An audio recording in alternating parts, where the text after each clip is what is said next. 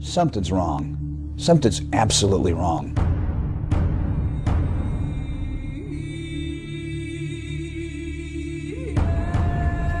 9/11? Inside job. Plain and simple. All you got to do is connect the dots. It is time for us all to dig deeper, because this could be an inside job. I do believe that it defies physics for the World Trade Center Tower 7, Building 7, which collapsed in on itself. It is impossible for a building to fall the way it fell without explosives being involved.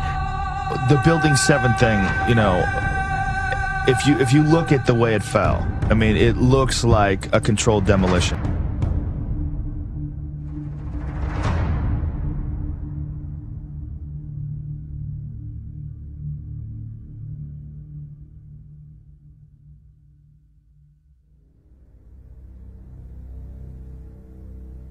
Can you believe what you have been seeing on CNN today, ladies and gentlemen?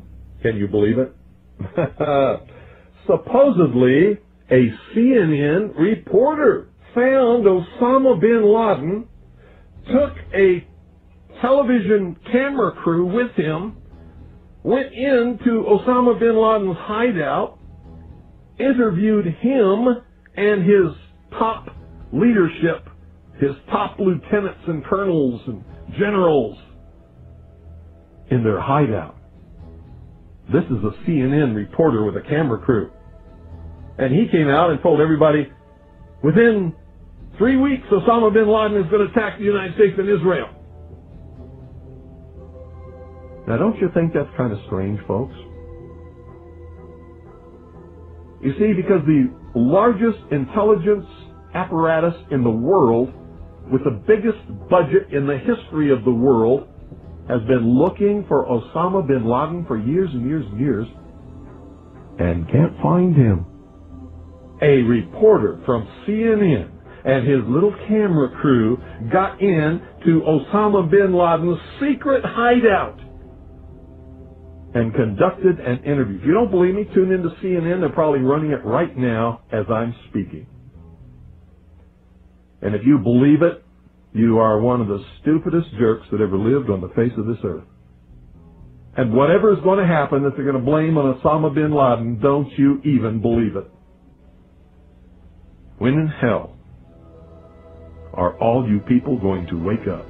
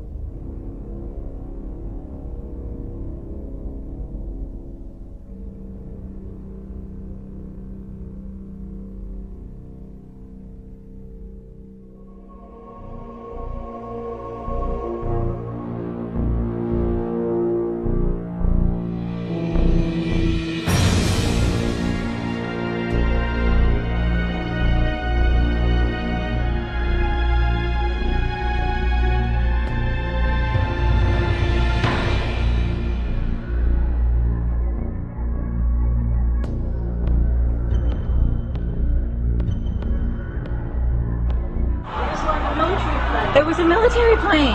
And the plane wasn't no airline or anything. It was a twin-engine, big gray plane. We watched the first explosion. As we're watching the buildings, we saw a black, very large airplane fly right into the second building. It came out of the south, right in front of our eyes. It was so surreal, like a movie set. Were you close enough to be able to see any markings on the airplane? It definitely did not look like a commercial plane. I didn't see any windows on the sides. I think a bomb went off in the lobby first, then a plane hit the building. But then another plane hit the other building. But when I was coming through the doors on the other side of the Trade Center, something, either they blew the lobby up or something, because it blew the glass out of the doors and knocked us all down. You're in the building trying to help people, and it's exploding on your side of the building, so I don't think it can get any worse than this. It wasn't from the jet fuel. No way.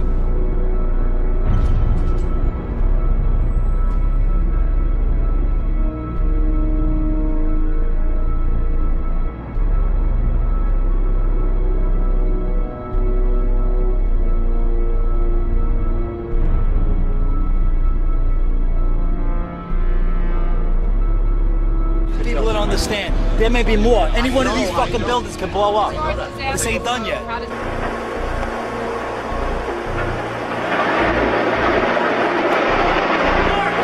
See the firemen assembled here, the police officers, FBI agents.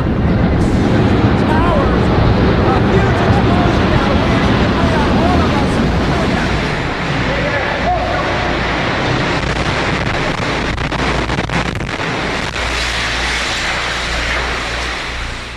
My name's Tom Sullivan. I worked for Controlled Demolition Incorporated, CDI, the top-rated explosive demolition firm in the world, owned by the Loiseau family during the years surrounding 9/11. And I worked for them as an explosives loader for 2.5 years. As an explosives loader, my job was to place explosives in the buildings to prepare them for demolition. There are many steps that you need to take. First off is you have to weaken the building.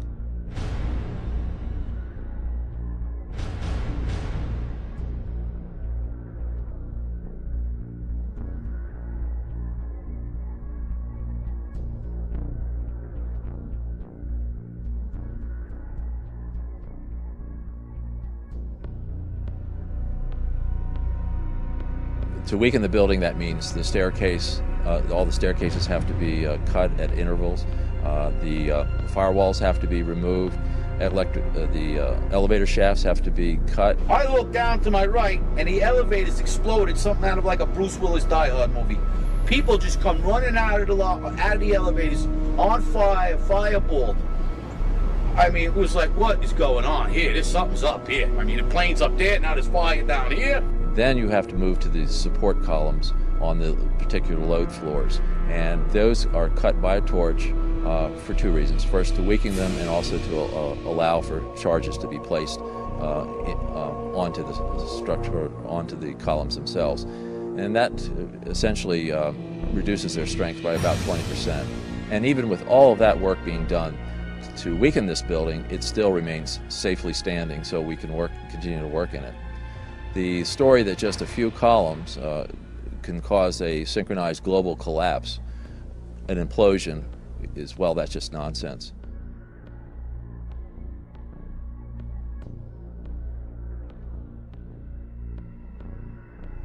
I don't see how this could actually happen in real life. When we load a building, we have to have all the support columns on a given load floor fail at the same time, within milliseconds of one another. And therefore, the entire building comes down in a synchronized implosion. So I think this notion of a one column failure causing an entire building to implode in a synchronized fashion is just nonsense. Looking at the building, it wouldn't be a problem once you gained access to the elevator shafts. How about an elevator modernization, which we know was going on the 9 months prior to 9/11? Yes, Elevator World, March 2001 documents it. In fact, they were in the middle of this modernization. There are people who noted that the elevators were locked in turn and that there were guards placed at these locked elevators during the modernization. Of course, you would have to have access to security Securicom was brought in. Who sits on the board of Securicom? Marvin Bush, the younger brother of George Bush. Then a team of loading experts would have access to all the core columns and beams. The rest could be accomplished at that point by just the right kind of explosives for the job at hand. The choices are many out there. You wouldn't need miles and miles of det cord. You could have used wireless remote detonators, and they have been available for years. You need to only look at an action movie to see them in use, and of course the military has them as well.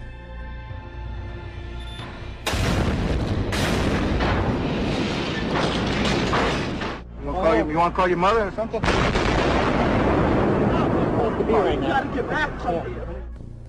Contractors don't use them, on the other hand, because they're just too expensive. Well, you wouldn't have found steel casings to be left in the rubble. They haven't been used for years. What we use now is RDX copper-jacketed shape charges, and when they're initiated, there's nothing left of those charges. And in the case of thermite, well, thermite self-consuming cutting charges have been around since they first patented in 1984. So there would be nothing left in the debris pile except some residue of molten iron.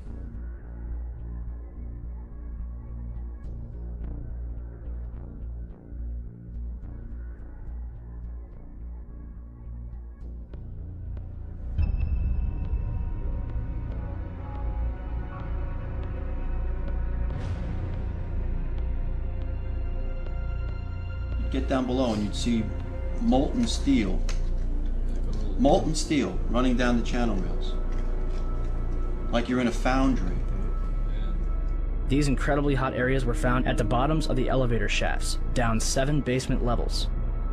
The molten steel was found 3, 4, and 5 weeks later when the rubble was being removed. He said that molten steel was also found at World Trade Center 7. The highest temperature was in the east corner of the South Tower, where a temperature of 1,377 degrees Fahrenheit was recorded. The molten steel in the basement was more than double that temperature.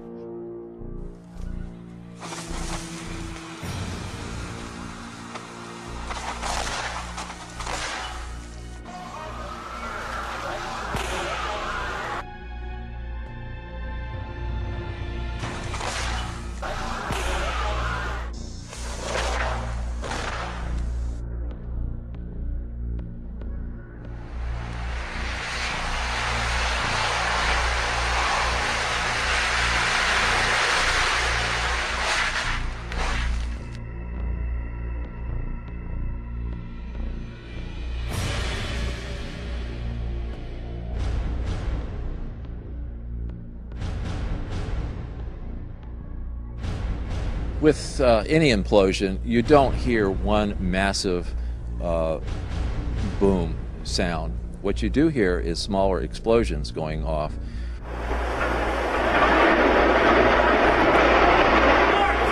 Mr. Sunder of NIST has said that you would, if this had been a controlled demolition, you would have heard a large, massive bomb going off. The World Trade Center. You can see the firemen assembled here, the police officers, FBI agents. And you can see the two towers. A huge explosion now. What in reality happens with a controlled demolition is you hear a successive, progressive, smaller waves of smaller explosions going off.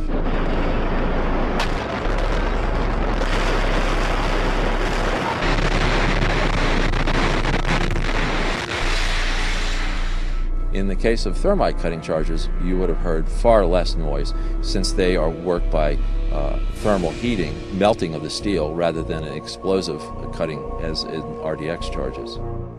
I knew from day one that this was a controlled event, and why I did that is because simply looking at Building 7, you have a sudden collapse of the building. It's fairly symmetrical as it comes down. There's the classic kink, which means that the center core fails first, and you can see that on the video, and the building falls near free fall. So I really honestly didn't believe this from day one, because this is the way buildings classically come down with a controlled demolition.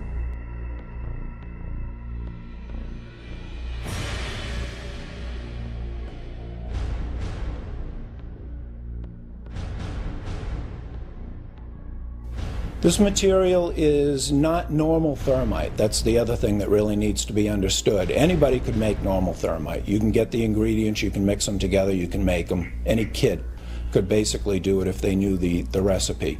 This material is composed of the real key ingredient that I don't think anybody else could really make in a convenient way is the nano aluminum.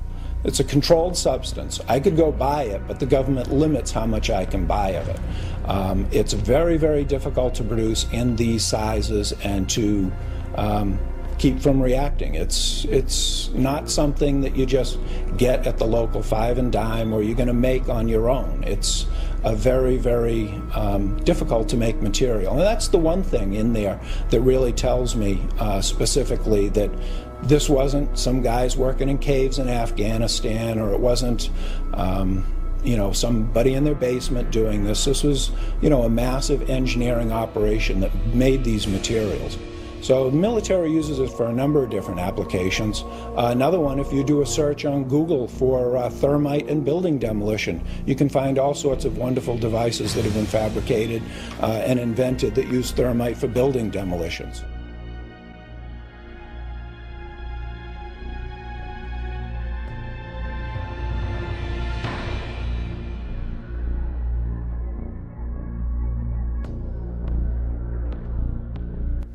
An example would be that in 1984 there was a patent issued for thermite cutter charges to be used in building demolitions that could shoot molten iron through the structural steel in milliseconds.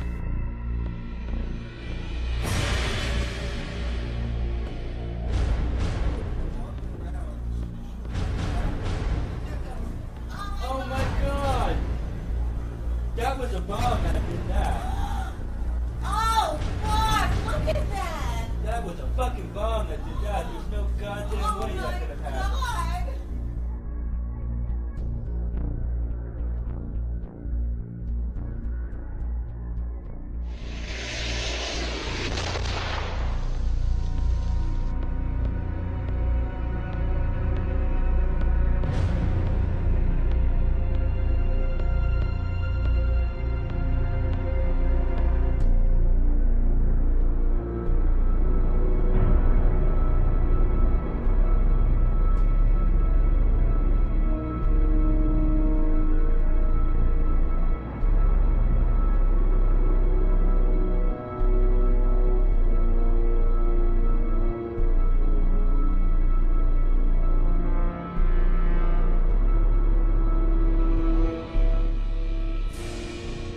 You can imagine when you assemble these chemicals on a large scale, the amount of heat that you generate.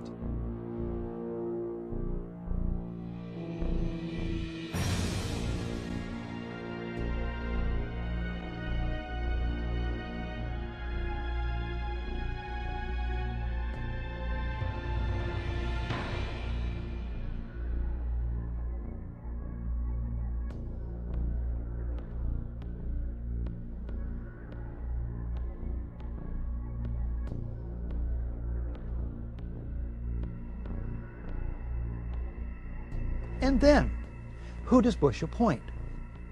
He appoints Henry Kissinger. Naming Kissinger sets a new standard for cynicism, or for being out of touch, or both. A New York Times editorial suggests the choice was to contain an investigation the White House long opposed. But Kissinger at least is an expert on the date September 11th. It was on that day in 1973 that the CIA-assisted overthrow of the democratically elected government of Chile takes place, masterminded by Kissinger for Richard Nixon. President Salvador Allende is murdered. After a universal backlash, Kissinger backs off. Bush then names, it's 431 days now, Thomas Kane and Lee Hamilton as co-chairmen. Kane's Azerbaijan oil connections and other conflicts of interest should make him ineligible from the outset. He earlier co-chairs the Homeland Security Project. Observers have noted that huge profits are to be made in the surveillance and security industries these days. The White House chooses all the commissioners. Lynn calls them key insiders rife with conflicts of interest. The White House brazenly appoints as the executive director one Dr. Philip Zelikow. a right-wing Republican hawk deeply involved in the Bush circle, a member of the Bush-Cheney transition team, and a National Security Council advisor with Condoleezza Rice under Bush 1. The Bush White House did everything in its power to derail an open inquiry. Then, when faced with its inevitability, the president and his aides sought to limit its scope, its access, and its funding. This commission was about as independent from White House control and manipulation as the abused prisoners at Abu Ghraib were from their jailers. The White House releases only 25% of 11,000 documents requested. It blacks out portions of the released documents, resists requests that the administration officials testify under oath, and tries to rush the commission's deadline. Bush and Cheney meet the commission.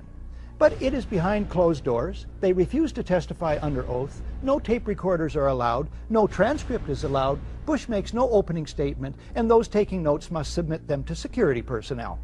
My administration will not talk about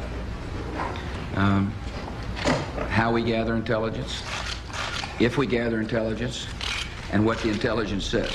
I will not discuss. We will not discuss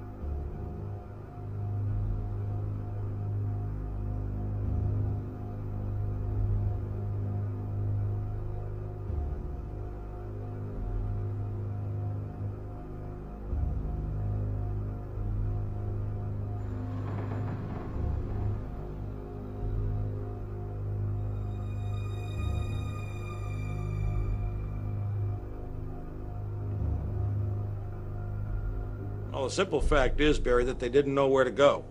The reason that they didn't know where to go was because a number of conflicting and overlapping war game exercises were taking place, one of which, Northern Vigilance, had pulled a significant number of North American fighter aircraft into Canada and Western Alaska and Northern Alaska in a mock Cold War hijack exercise. There was another drill, Vigilant Guardian, which was a hijack exercise, a command post exercise, but it involved the insertion of false radar blips onto radar screens in the Northeast Air Defense Sector. There was another exercise, Vigilant Warrior, which was, in fact, according to a NORAD source, a live-fly hijack drill being conducted at the same time. With only 8 available fighter aircraft, and they have to be dispatched in pairs, they were dealing with as many as 22 possible hijacks on the day of 9/11, and they couldn't separate the war game exercises from the actual hijacks. All right, Boston Center, Team U. We have a problem here. We have a hijacked aircraft headed towards New York. We need someone to scramble some F-16s or something up there to help us out. Is this real world or exercise? No, this is not an exercise manifest. But this was done deliberately, though. These war game exercises were apparently very well planned by someone who I will show, I believe, was Dick Cheney in the United States government. to deliberately confuse FAA, NORAD, and U.S. Air Force fighter response to fulfill a prophecy that another man had once said, let one happen and stop the rest. We do not have a clear explanation for why fighters from Andrews Air Force Base were sent out over the sea first and couldn't turn around because the 9/11 Commission seemed to change all the evidence just arbitrarily right before it issued its final report. So we don't have a clear explanation, but certainly there was, it is all consistent with a motive that said make sure that the fighters don't get to any place in time to stop the 3 critical attacks on the World Trade Center and the Pentagon. Do we want to think about scrambling aircraft? Oh, God, I don't know. That's a decision somebody's going to have to make probably in the next 10 minutes.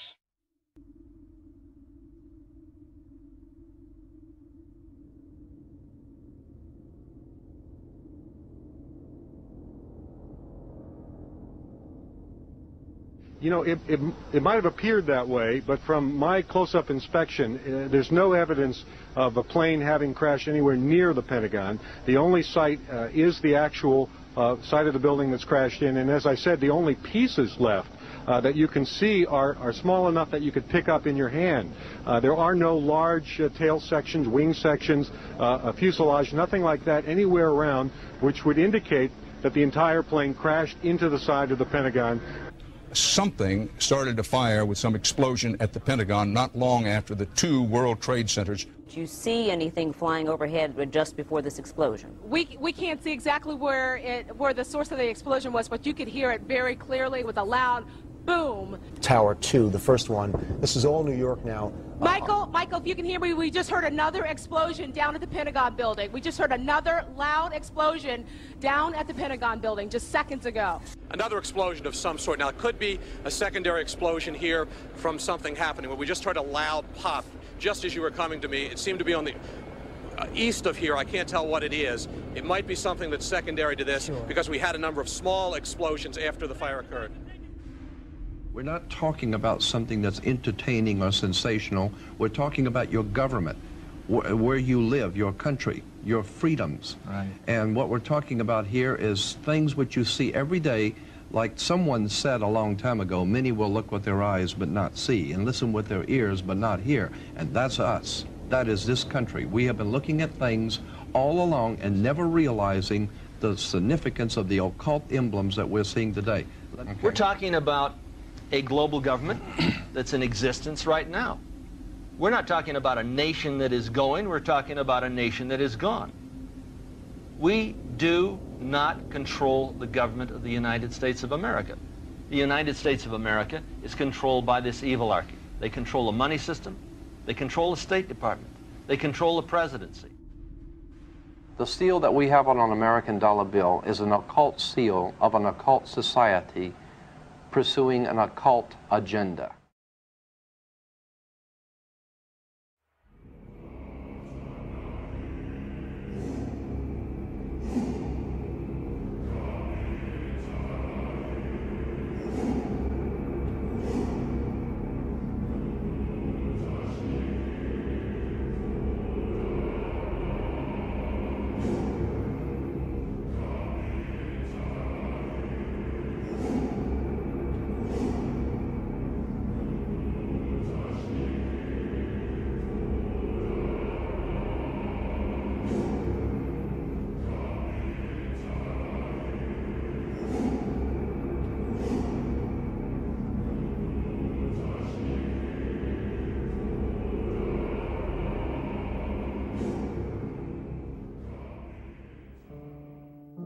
Now you might be noticing I don't feel about that war the way we were told we were supposed to feel about that war, the way we were ordered and instructed by the United States government to feel about that war. See, my mind doesn't work that way. I got this real moron thing I do, it's called thinking.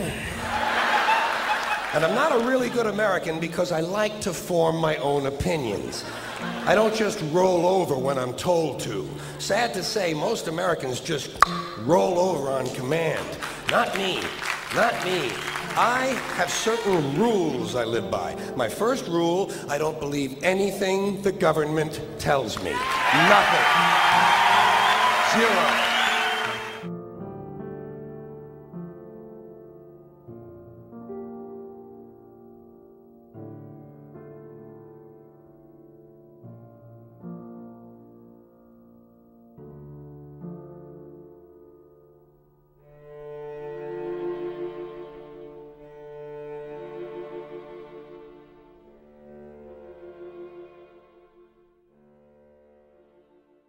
It concludes that Iraq has chemical and biological weapons, that Saddam has continued to produce them, that he has existing and active military plans for the use of chemical and biological weapons, which could be activated within 45 minutes, including against his own Shia population. The United States knows that Iraq has weapons of mass destruction. Any country on the face of the earth with an active intelligence program knows that Iraq has weapons of mass destruction. There is no doubt that Saddam Hussein now has weapons of mass destruction. There is no doubt that he is amassing them to use against our friends, against our allies, and against us. The choice is his. And if he does not disarm, the United States of America will lead a coalition and disarm him in the name of peace.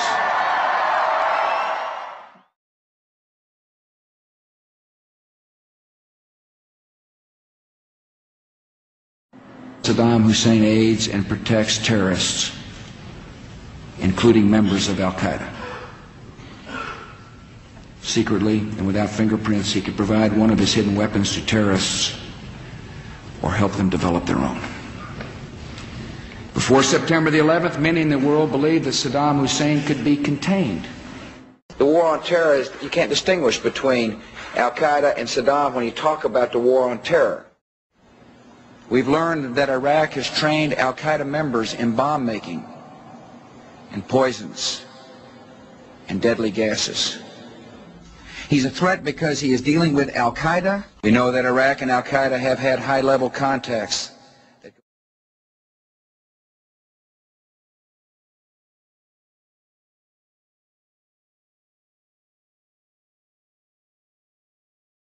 He has not developed any significant capability with respect to weapons of mass destruction. He is unable to project conventional power against his neighbors. We are able to keep arms from him. His military forces have not been rebuilt.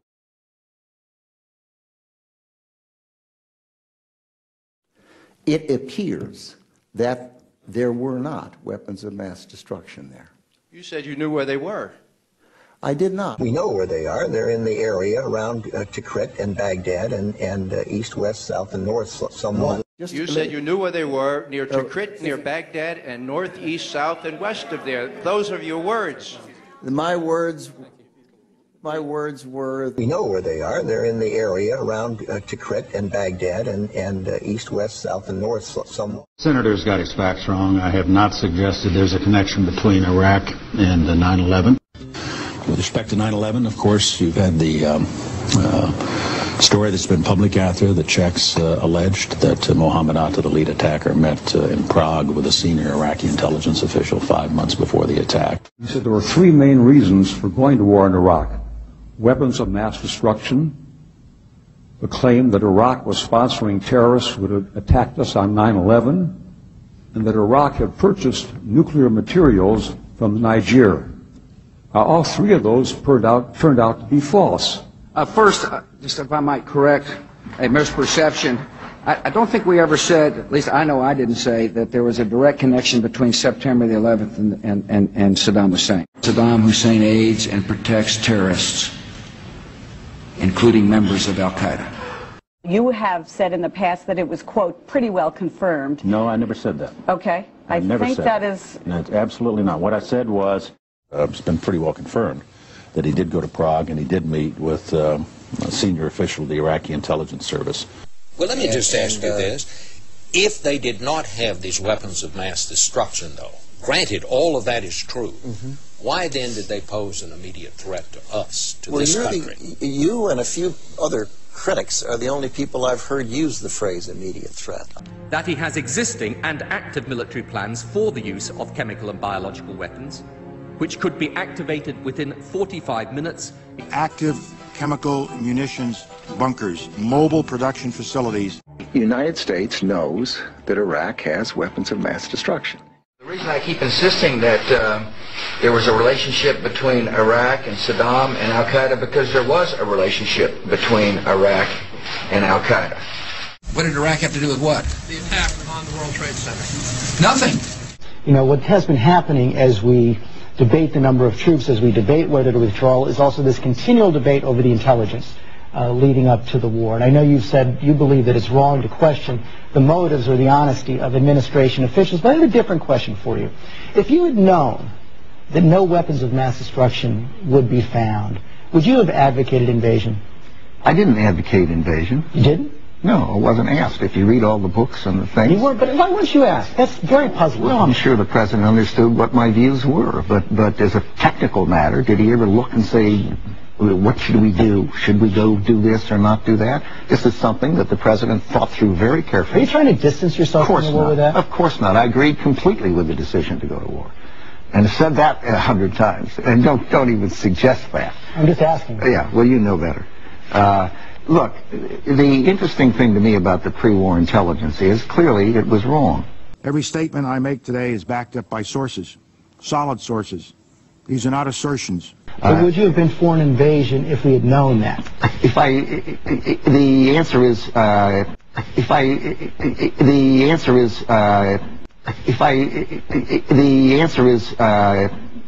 probably yes. When it comes to who else knew the American public was being lied to about Iraq, one Democratic senator now says you can add the entire Intelligence Committee to the list. Dick Durbin of Illinois making the amazing claim on the floor of the Senate that while he and perhaps the 16 other members of that Intelligence Committee knew the administration was misleading the American public, he, perhaps they, kept quiet about it because due to his position on the committee, he had been sworn to secrecy. A few hundred feet away from here, in a closed room, carefully guarded, the Intelligence Committee was meeting on a daily basis for top secret briefings about the information we were receiving, and the information we had in the Intelligence Committee was not the same information being given to the American people. I couldn't believe it. Members of this administration were in active, heated debate over whether aluminum tubes really meant that the Iraqis were developing nuclear weapons.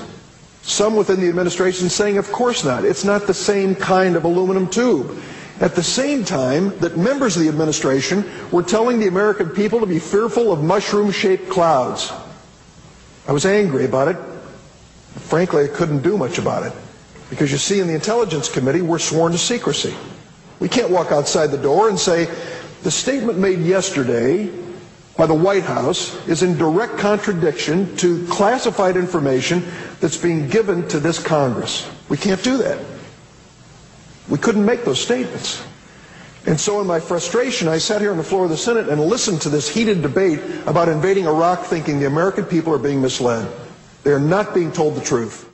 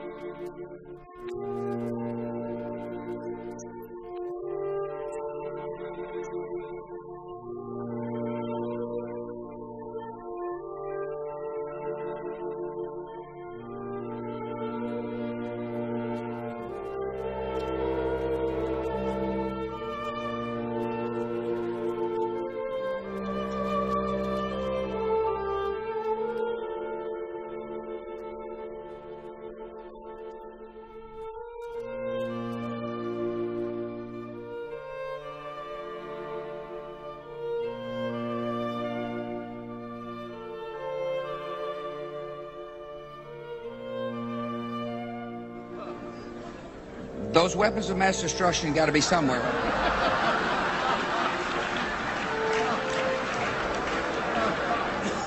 Those weapons of mass destruction got to be somewhere. I'm not down, dude. I tell you what. Shit! Oh, my ear! We need to get the fuck out of here! Nope, no weapons over there.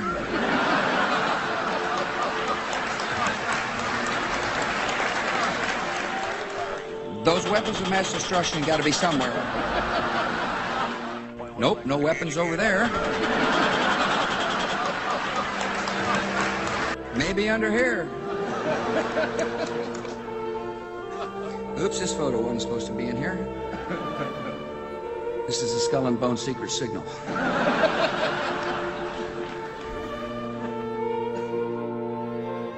This is a Skull and Bone secret signal. This is a Skull and Bone secret signal. This is a Skull and Bone secret signal.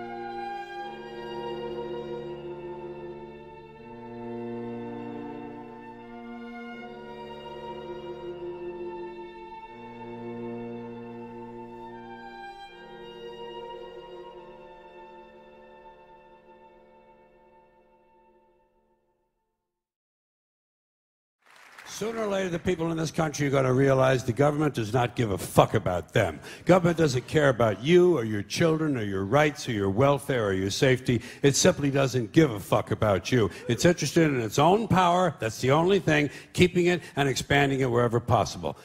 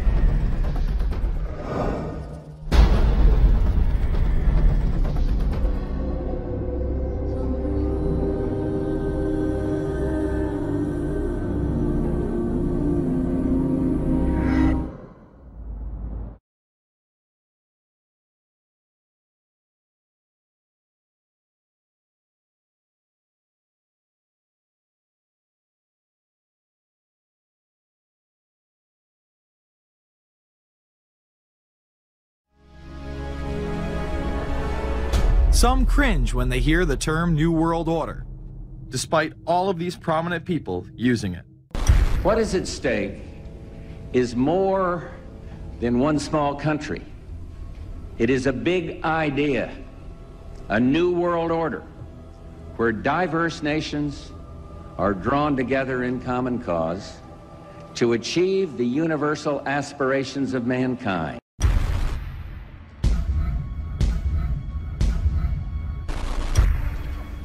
The world that maybe some people dreamt of at that conference back in Bournemouth, when it looked as if maybe history would end, that liberal democracy would triumph, that free market economics would slowly progress, and we'd have a new world order.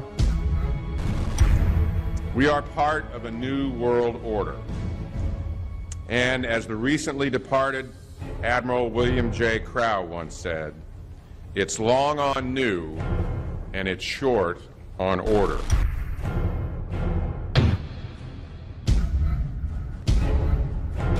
Walter Isaacson wrote a wonderful book about some of the wise men who helped shape the New World Order following the Second World War.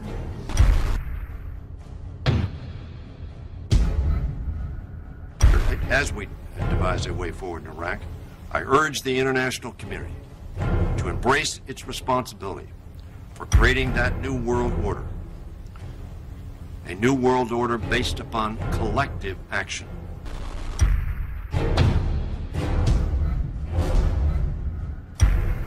The transatlantic partnership was never just the foundation of our security. It was the foundation of our way of life. It was forged an experience of the most bitter and anguished kind. Out of it came a new Europe a new world order, a new consensus as to how life should and could be lived.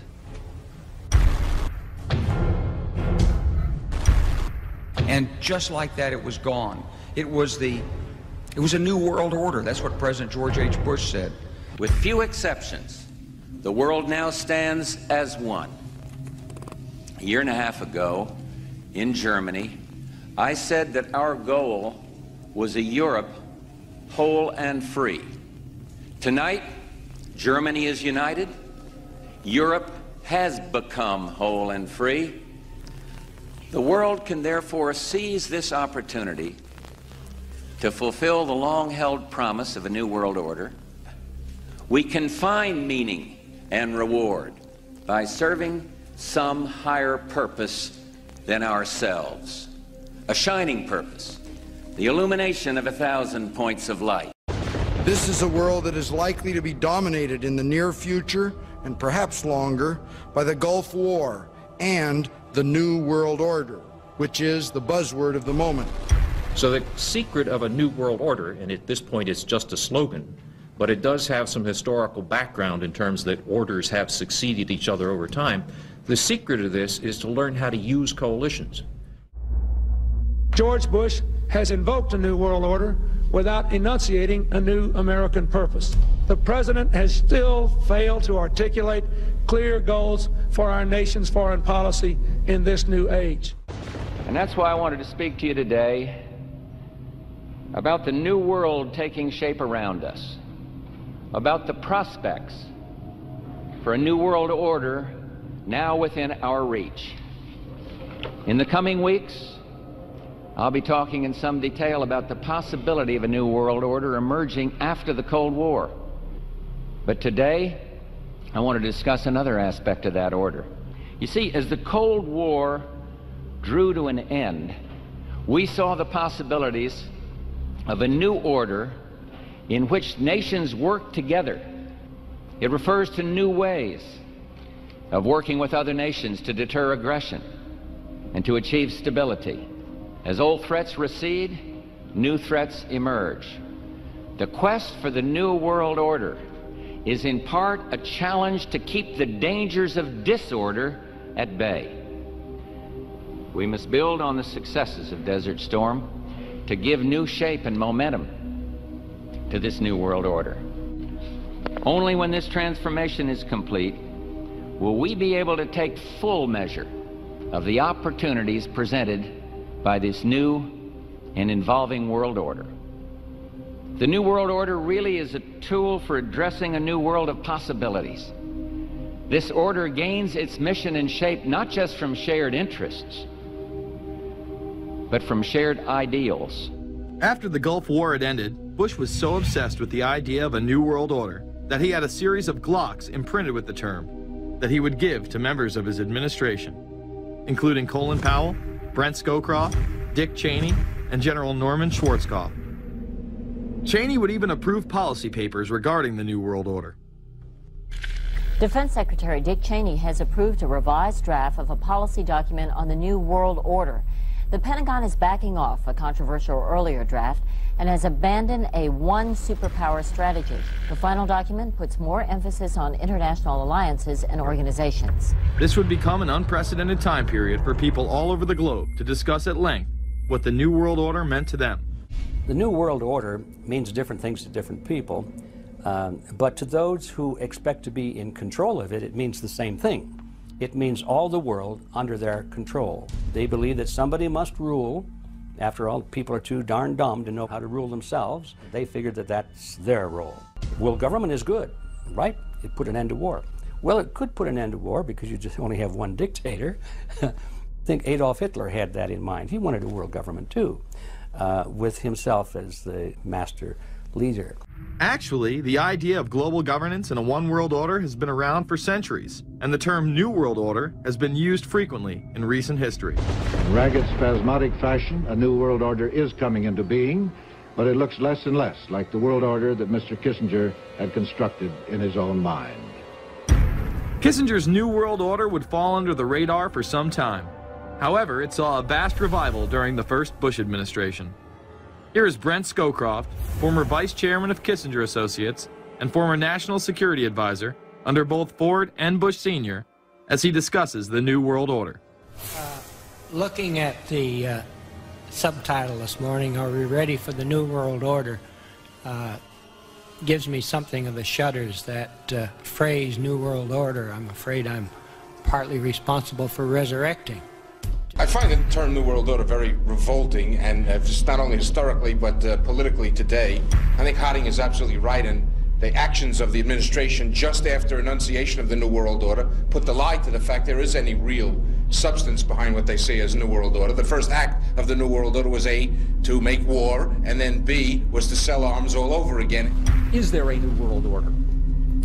We know certainly that George Bush has copyrighted the term at this point. In the aftermath of this war, though, is it an empty vessel into which something will be poured? Is it the appropriate term to use? Is it going to be a New World Order, or will disorder be just as significant in this process as we look ahead? We are very, very skeptical of an international order if we are not sure how the rules will be made, because thus far the international order has been made with rules that we had no input into and that affect us, and even when on the few occasions when the rules will seem to favor us, then they get changed. A unipolar world, a world of one superpower, may be quite dangerous for us. The New World Order under the United Nations would mean, among other things, an end to our God-given rights given us and secured by the Constitution.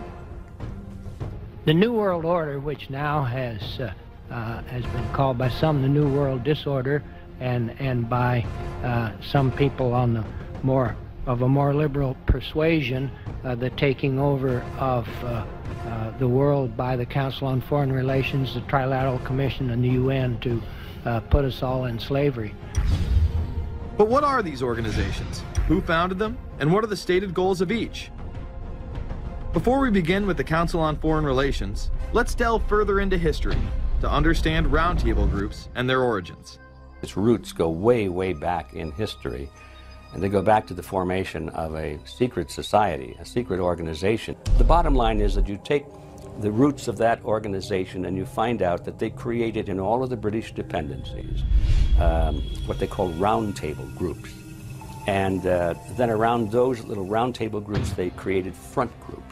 And the purpose of these front groups and roundtable groups was to penetrate into the governments of all of these different countries, to penetrate into the media centers, to penetrate into the educational systems. In other words, to penetrate into the social fabric, the power centers of society, and literally take them over from the inside without anybody being aware that they were controlling influence.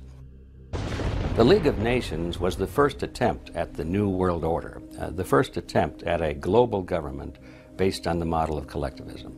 And it was the brainchild of the elitists, the ancestors of the very people who are still working on this project. They're collectivists, they're very wealthy people. They're the ones in this country who dominated the powerful tax-exempt foundations, like the Carnegie Endowment Fund for International Peace, the Rockefeller Funds, the Ford Foundation, and groups like that.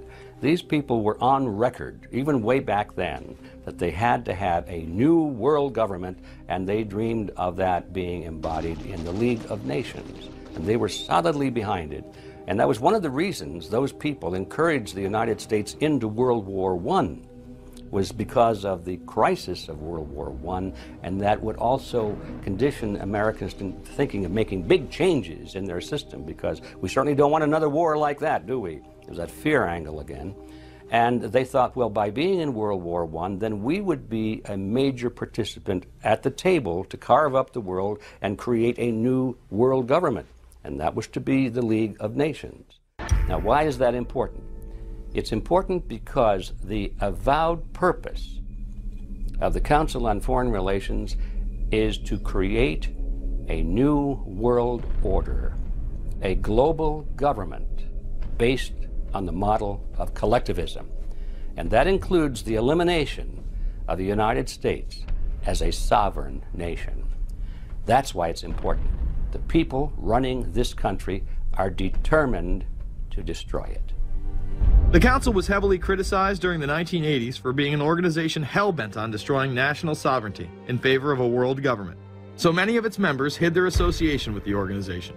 Dick Cheney had this to say in response to a question by David Rockefeller, who became the CFR's youngest director in 1949 and was chairman of the board from 1970 to 1985. He remains an honorary chairman to this day. It's good to be back at the Council on Foreign Relations. As Pete mentioned, I've been a member for a long time and was actually a director for some period of time.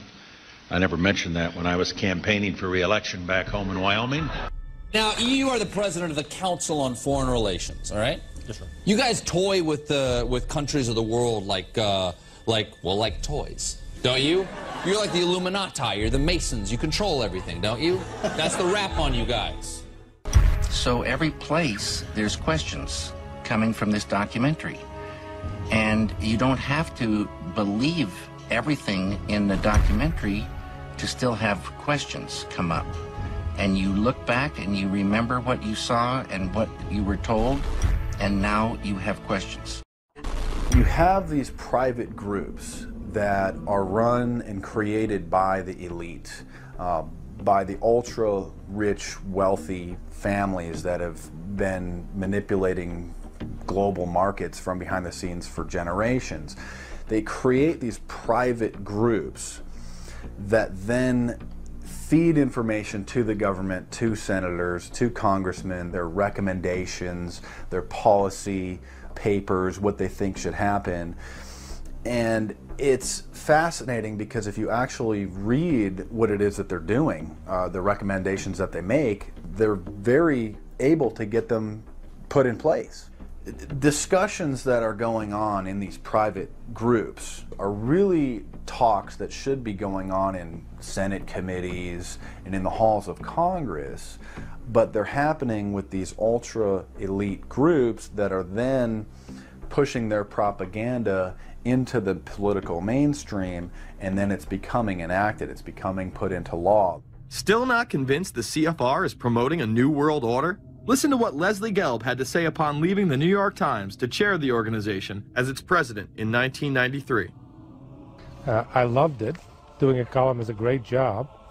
I'm going to an equally great but different job, and in a way a job that caps everything I've been doing in my life, in government, in academia, and in journalism. I think that's what the Council on Foreign Relations will allow me to do. Well, you know, for example, you had me and 3 or 4 other folks on this show a few months ago to talk about the New World Order, right? Exactly. Right? Bob I talk Hormats about and it, you, exactly. Right. I talk about it all the time. New World Order wants a global system where one small central authority of individuals can then dictate a policy that's going to be distributed down to the rest of the world, everywhere, in the smallest little town in the middle of nowhere in some remote country. I now think it's safe to say that the Council is extremely influential on the world stage and openly promote global governance. The Council and the globalists were able to take this agenda to the next level following World War II. The United Nations was born out of the ashes of this conflict. Unlike the League of Nations, the United States not only joined this organization, they championed it. First book I wrote was The Fearful Master, a second look at the United Nations. It was written at a time when it was not popular to be critical of the UN. I mean, the United Nations was viewed by almost everybody as our last best hope for peace. It was a means, we were told, to bring humanity together and put an end to war and live in peace and harmony and promote trade and all of these good things. I wish it were any of those things, but it's not. The original charter for the United Nations was drafted in San Francisco in 1945, and the United States became a permanent member of the Security Council, along with France, the United Kingdom, the Soviet Union, and the Republic of China. The process by which other nations' belief systems could be used to erode and eviscerate our Constitution and Bill of Rights had taken a giant leap forward. The United Nations is one of the most well-known sort of globalization attempts. Its primary goal is to streamline all the governments of the world, to create a global council and to unify all the rules and all the regulations for the world. So it's essentially the precursor and an engine of this new world order. The United Nations is made up of all of the countries of the world, most of which are dictatorships of one kind or another.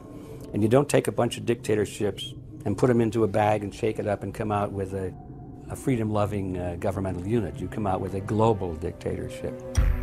This was the public base of global governance. However, many other organizations have been birthed since. Even more suspect is a private group called the Trilateral Commission. David Rockefeller and Henry Kissinger are among its some 300 influential members. The Trilateral Commission, rich and powerful business and political leaders from Japan, Europe, and North America. The New York-based policy group was formed in 1973 by Chase Manhattan Bank Chairman David Rockefeller. In addition to Rockefeller, there are many other noted American members. Among them, economist Alan Greenspan, former Defense Secretary Harold Brown. George Bush was once a member, but resigned last year before his unsuccessful presidential campaign. Back then, it wasn't politically wise to be aligned with what his party's right wing considered a shadow world government. The United Nations would take over America. The Trilateral Commission would control the world. Just look at its membership, they say. Current and former members include Presidents Clinton, Bush, and Carter. Names like Brzezinski, Christopher, Kissinger, and Schultz. And top executives of ITT, Xerox, Exxon, and Nations Bank.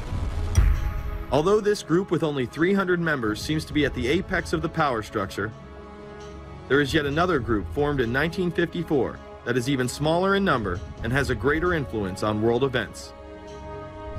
Meet the Bilderberg Group. This elite group meet annually around the globe. There is a core group of members who have attended every year for decades, such as David Rockefeller, Henry Kissinger, and Queen Beatrix of the Netherlands. These members invite others who are politically and socially relevant at the time.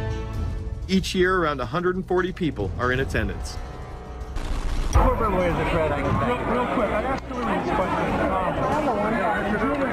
You attended a meeting in Italy called the Bilderberg Group. I just want to know what you were doing out there, what that was all about. Because she lied to me and told me she didn't go. I figured you might tell me the truth. All I did was go.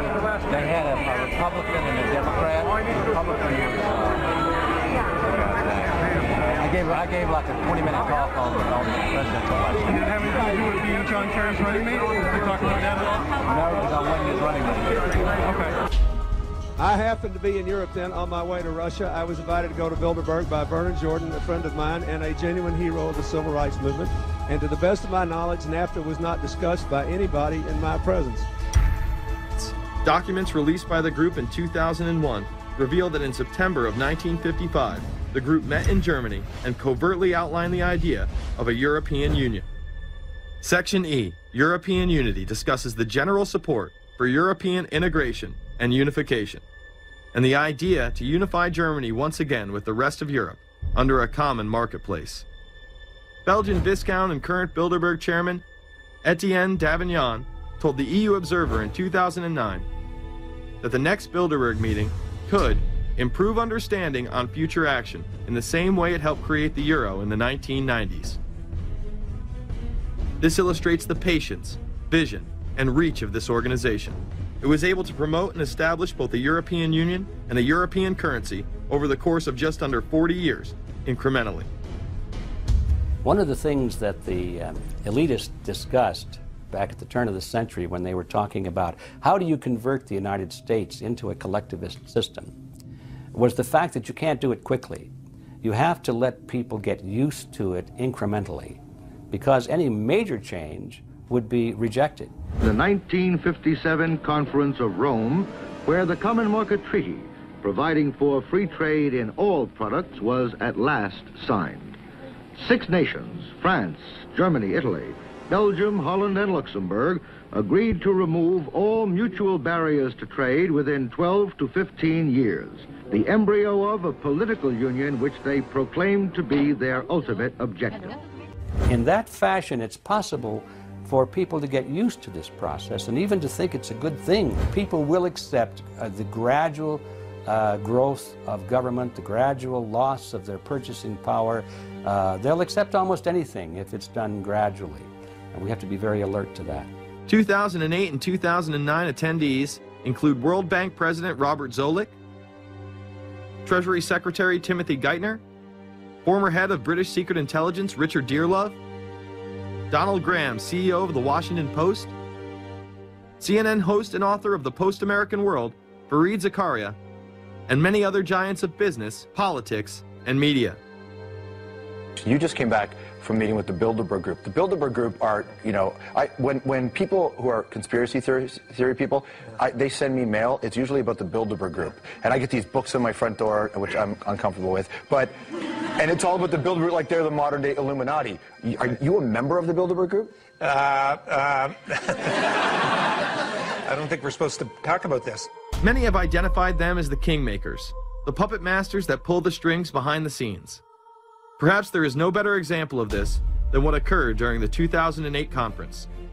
Immediately after Obama had been selected as the Democratic presidential nominee, the pressure was on to choose a running mate. We've put together a committee. We are going to be equally deliberative in how we move forward, and we're not going to do it in the press, and we're not going to do it through surrogates. He then tricked the press corps into staying on the plane as it took off from Washington. He was whisked away to an undisclosed location.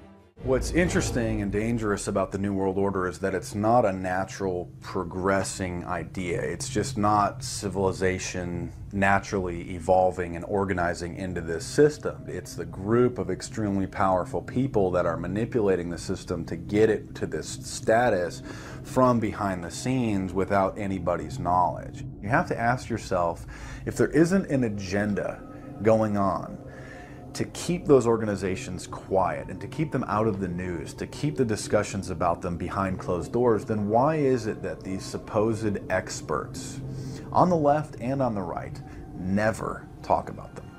This has been a condensed history of the globalist organizations and their rise to power. But is there a reason they meet behind closed doors? A shadow world government has been mentioned, but to truly understand what that means, let's go back to this iconic warning from President Dwight D. Eisenhower. Progress toward these noble goals is persistently threatened by the conflict now engulfing the world. It commands our whole attention, absorbs our very beings. We face a hostile ideology, global in scope, atheistic in character, ruthless in purpose, and insidious in method.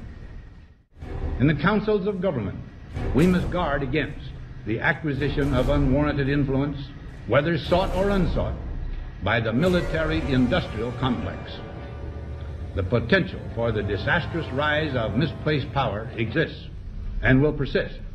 Through multinational corporations, global intelligence networks, out-of-control banksters, all under the veil of national security and black operations, the global elite have consolidated power on a massive scale over the last several decades.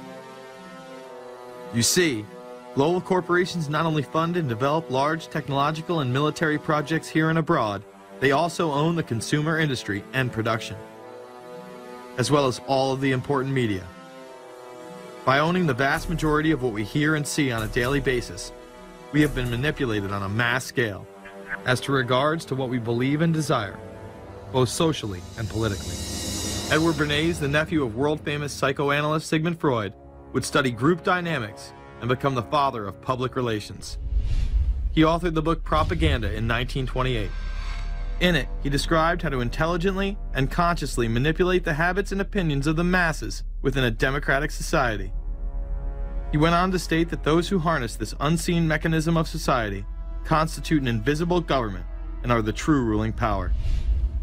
It is they who pull the wires which control the public mind, who harness old social forces and contrive new ways to bind and guide the world. The average American is distracted, mindless, worried about minuscule things, celebrities, as if it was their own family members. And this is by design, because the powers that be, who own the media, know how our brains work. They know scientifically how the human mind functions. They know about sociology, and they are using the media, and have used the media for decades now, to entertain people with issues that don't really matter. When you have the big news networks covering celebrity issues as if it's the most important thing, it becomes the most important thing. And this is not by accident. This is to keep us out of the way. Because if you're worried about the latest celebrity death or the latest celebrity couple or the celebrity breakup or your sports team having a shot at the Super Bowl or the World Series. There's so much information about those issues that can be discussed that will mesmerize people, and they won't know or care about the real issues that are out there. Well, I think this is just one more piece of evidence of the degree to which the media, supposedly the watchdogs, has become the gatekeeper of the system. So as the populace is mesmerized and hypnotized by powerful behind-the-scenes forces, as they are distracted by the latest celebrity scandal, the newest cell phone, and their favorite sports team, this network disguises itself, remaining in the shadows.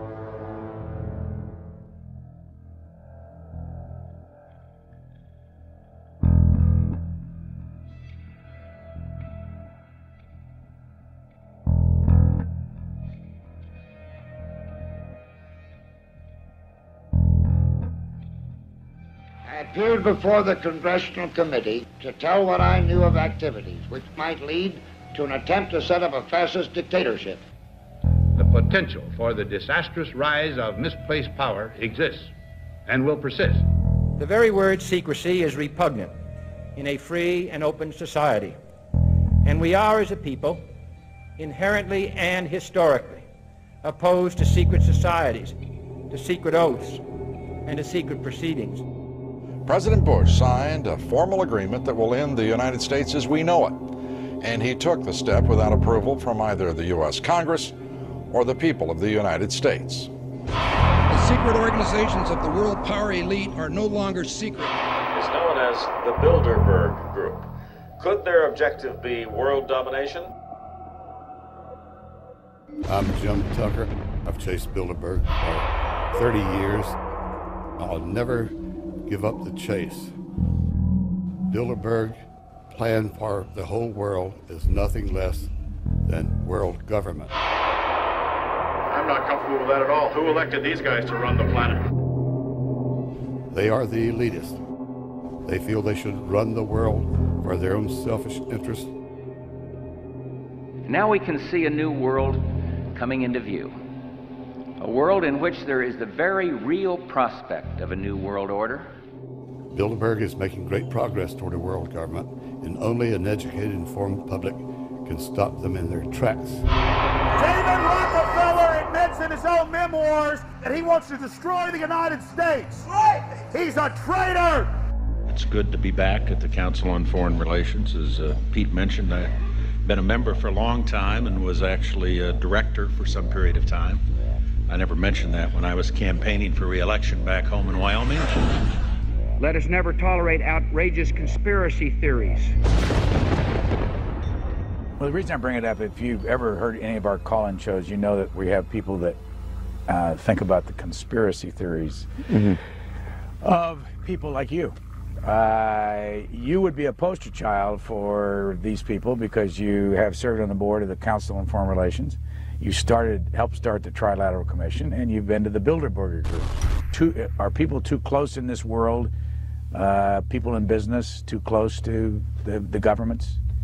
Well, you know, there is such a thing as insidious influence. And the question is, how does it operate? Does it involve bribery? And does it involve some sort of psychological domination of individuals? I don't believe in this notion of some sort of secret societies controlling people. But of course, in any political system, there are sort of over-the-table and under-the-table arrangements. The New World Order was on display with the first Gulf War and the creation of a European Union.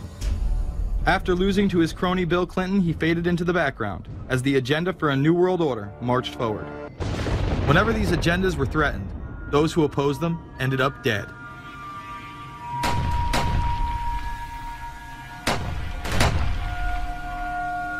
We've got some difficult days ahead, but it really doesn't matter with me now because I've been to the mountaintop.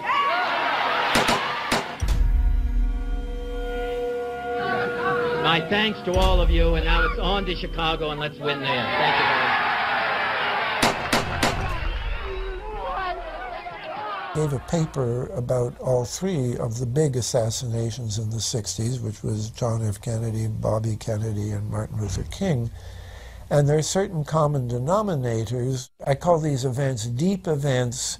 We've become accustomed to the idea that every now and then something is going to happen, and we just know from the beginning we're not going to get to the bottom of it. And the more they happen, the more reconciled we've become to this state of affairs.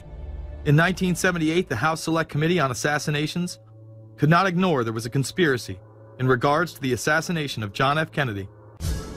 Good evening. A congressional committee has concluded that President John Kennedy and civil rights leader Martin Luther King Jr., both of them, were probably killed as the result of conspiracies. The House Assassinations Committee wound up its 2-year study by recommending that the Justice Department look into both cases. In the assassination of Dr. Martin Luther King, the committee concluded the likelihood of conspiracy. The committee's summary of findings says President Kennedy was probably assassinated as a result of a conspiracy, that its evidence establishes a high probability that 2 gunmen fired at the motorcade.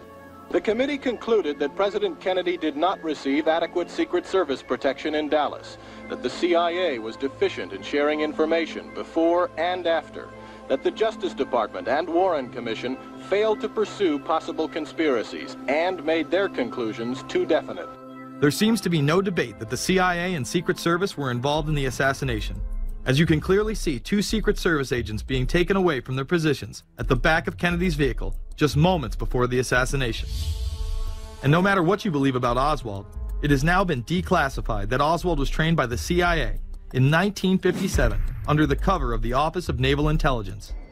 Assassination is an option when the ruling class can identify an enemy who cannot be compromised. But how do they bend the population's will to do their bidding?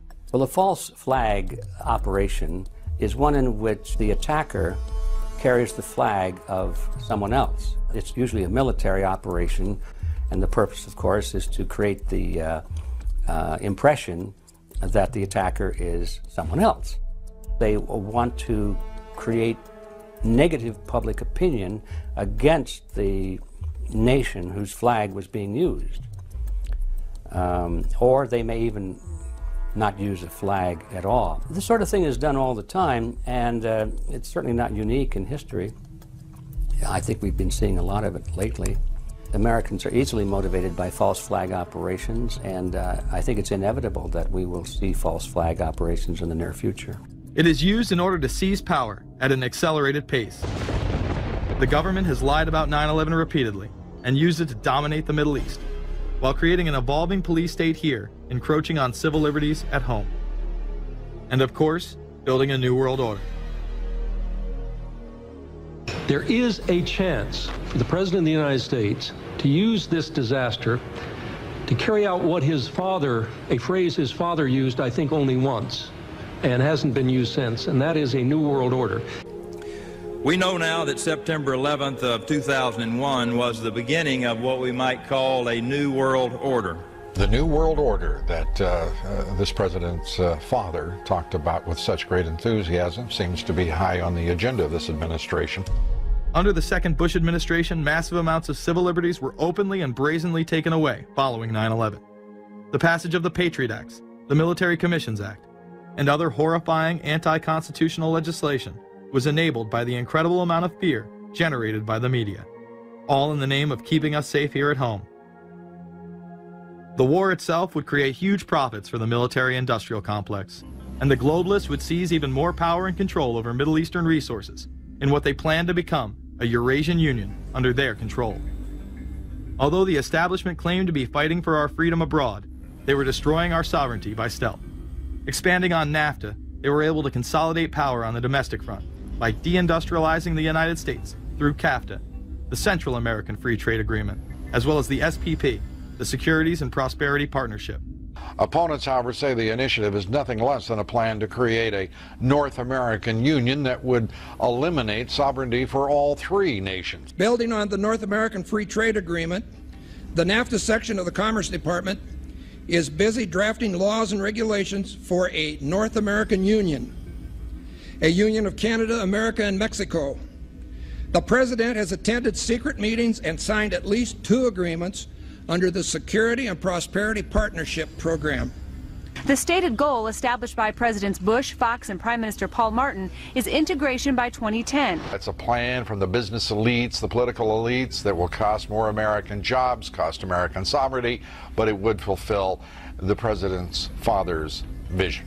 Now, former United States Trade Ambassador Robert Zoellick is talking about it again with renewed vigor. This time, a new world order with business at the helm of trade and economic policy. It's an agenda that goes hand in hand with the United States, Mexico, and Canada, working quietly and behind the scenes to promote a common market with common deregulation for the benefit of multinational corporations. It's remarkable to me, the arrogance, the idea of just simply throwing away the nation's sovereignty, but they're trying to do so in so many ways. People better understand that they mean exactly what they're saying. It's a new world order they're trying to create. Dobbs, the only mainstream anchor to expose the New World Order, resigned shortly after bullets were fired into his home. The elite do not plan on waiting around for these unions to be formed before implementing the next step in global government. Through the vast global economic crisis of the last few years, they have been able to devalue the dollar and undermine it as the world's reserve currency. They have allowed the Federal Reserve and IMF to consolidate power by taking control of the Securities and Exchange Commission, as well as issuing a global currency instead of the dollar, disguised as a special drawing rights unit. This aspect of the New World Order was announced at the G20 in April of 2009. There is a big thing that's going to happen in London at this G20, and then they're hiding it, they're camouflaging it, they're not talking about it. Coordination of international regulation. What they are going to do is to put our Fed and our SEC under the control, in effect, of the IMF. The New World Order, that's what they're planning in there, is to undermine the U.S. currency, and it's just really sad. What it really is putting the American economy under international regulation. Yeah. And those people who have been yelling, oh, the UN's going to take over global conspiracy government. Theorists. They've been crazy, but now they're right. There's 20 or whatever people in the G20, say there's 20 ministers, thousands of us, and we can't get our voices heard. When Geithner said he would be open to the idea of a global currency last week, yeah. Those conspiracy people had said and suggested that for years. Right. You're not wrong.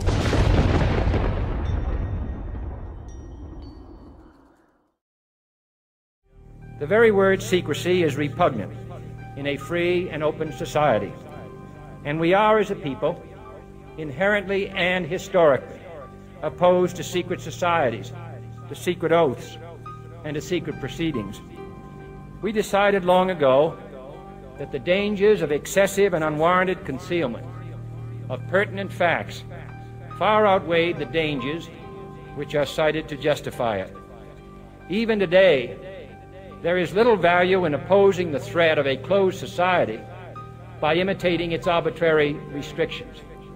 Even today, there is little value in ensuring the survival of our nation if our traditions do not survive with it.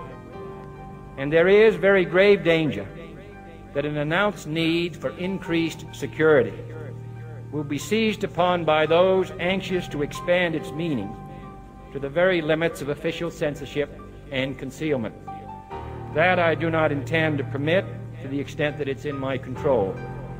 And no official of my administration, whether his rank is high or low, civilian or military, should interpret my words here tonight as an excuse to censor the news, to stifle dissent, to cover up our mistakes, or to withhold from the press and the public the facts they deserve to know.